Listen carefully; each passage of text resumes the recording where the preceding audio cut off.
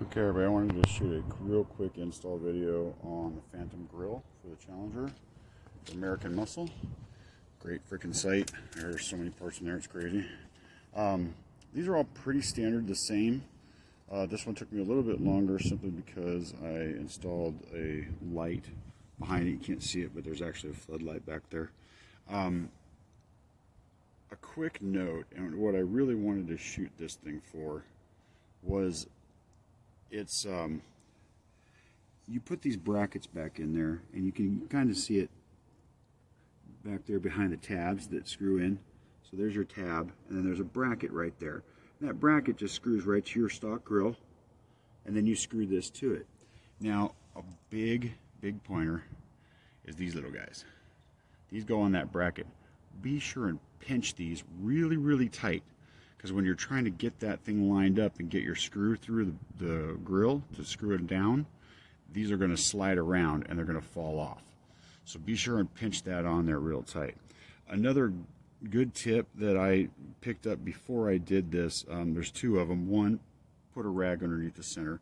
You're going to be sliding that thing around. It's going to be on your bumper and you're going to scratch it real quick. Two is, at first time I installed, I had another grill on here before I did this one. I actually took black electrical tape, or not electrical tape, 100-mile-an-hour tape, and I black taped off my stock grill.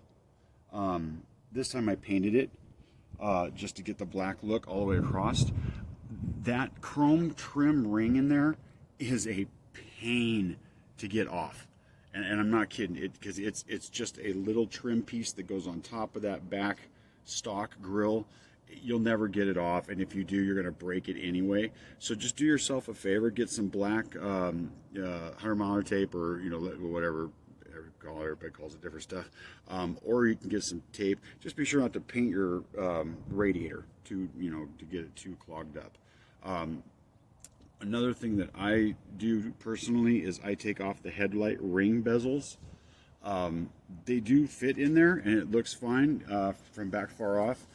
But what I found is if I take it off, this is a 2010, I get a straight through air shot around the headlight right into my air intake. With those headlight bezels in, it just fills that whole area up in there.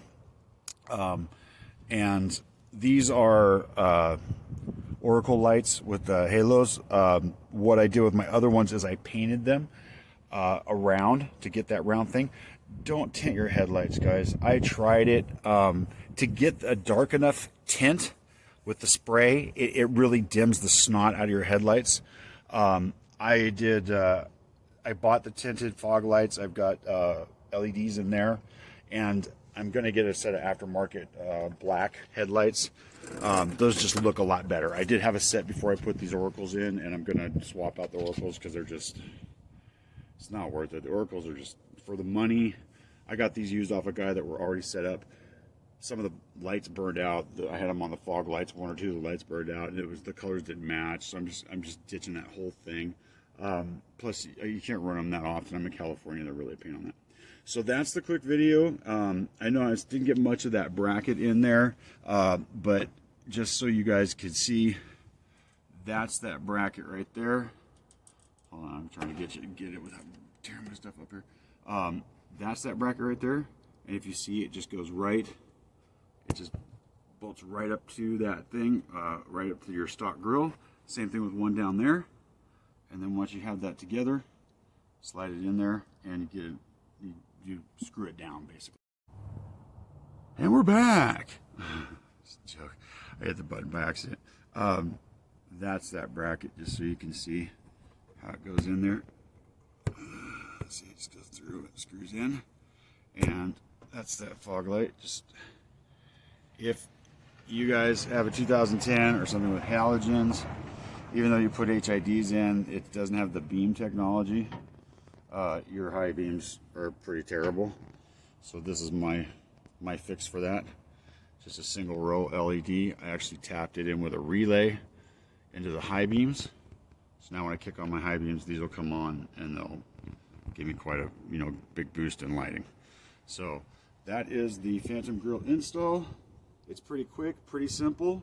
Anybody could do it. If just getting the screws through the grill and lining it all up Like I said, pop out those those trims, and paint or use tape to go around that. That is just double-sided sticky tape. I put that there so that the bottom would have something to sit on, to not sit there and just rub through my my front bumper.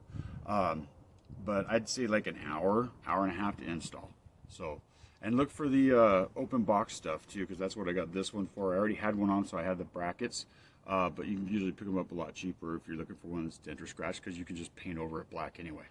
So good luck, guys. American Muscle, thank you so much. Have a good day.